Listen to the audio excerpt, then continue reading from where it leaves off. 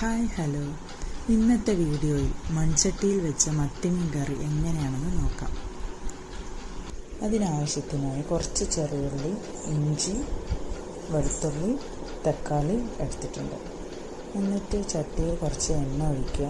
അതിനുശേഷം ചെറിയുള്ളി, തക്കാളി നന്നായിട്ടൊന്ന് വഴറ്റിയതിന് ശേഷം അതിലേക്ക് 1/4 ടീസ്പൂൺ മഞ്ഞൾപ്പൊടി, 1/2 ടീസ്പൂൺ മുളക് പൊടി, 1/2 ടീസ്പൂൺ മല്ലിപ്പൊടി ഇട്ട് നന്നായിട്ടൊന്ന് വഴറ്റിയതിന് ശേഷം ചൂടാറാൻ സമ്മതിക്കുക. എന്നിട്ട് മിക്സിയിലിട്ടൊന്ന് അരച്ചെടുക്കുക. അതിന് ശേഷം ചട്ടിയിൽ എണ്ണ ഒഴിച്ച് 1/4 ടീസ്പൂൺ ഉലുവ, 2 പച്ചമുളക്, കുറച്ച് കറിവേപ്പില, ഇഞ്ചി വെളുത്തുള്ളി പേസ്റ്റ് അന്ന് നന്നായിട്ട് അതിൻ്റെ പച്ചമണം പോകുന്നത് വരെ നന്നായിട്ടൊന്ന് വഴറ്റിയെടുക്കണം. അതിന് ശേഷം നമ്മൾ അരച്ച് വെച്ച മസാല ചേർക്കുക. ആവശ്യത്തിന്